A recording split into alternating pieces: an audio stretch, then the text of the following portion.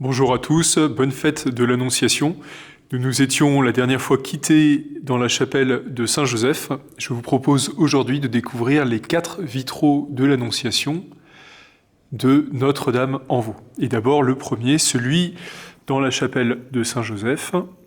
Vous le connaissez déjà.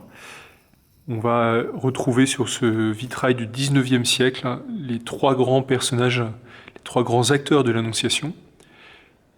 Marie, l'ange et l'Esprit Saint. Le vitrail le plus proche, ensuite, il est juste à côté, dans la chapelle du Sacré-Cœur. C'est un vitrail du XVIe siècle.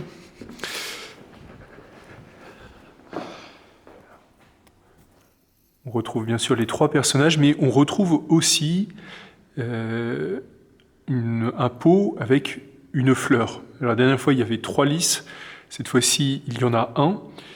Pourquoi ce lys ? Eh bien, ce lys, c'est le symbole de la virginité de la Vierge.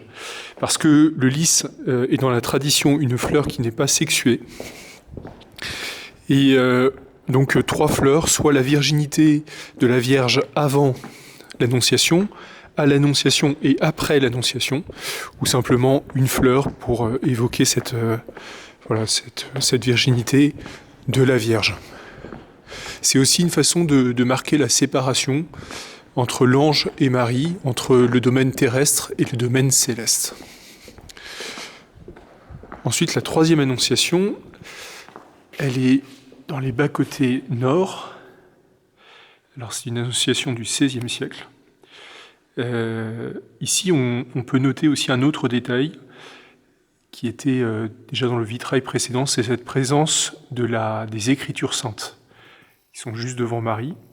Alors ça évoque 2 choses. Ça évoque à la fois l'attitude de prière de la Vierge, et puis ça évoque aussi l'accomplissement des Écritures, l'accomplissement des prophéties.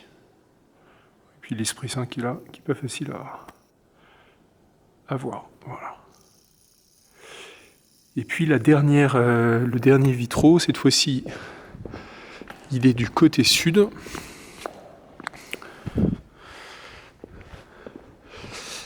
C'est l'occasion de parler du lieu de l'Annonciation. Il y a, en fonction des représentations, il y a beaucoup de lieux qui sont proposés, mais ici c'est une chambre dans ce vitrail du XVIe siècle. C'est chez elle que Marie est visité par l'ange. Et bien sûr, pour nous, dans de telles circonstances, c'est un signe important. C'est dans sa chambre, là où le Seigneur nous a invités à prier, que Marie reçoit la grâce de Dieu. Alors cette fois-ci, vous n'avez pas de lys, mais l'ange tient un sceptre, surmonté toujours du lys. Voilà, bonne fête de l'Annonciation à tous. Soyez assurés des prières de toute la communauté.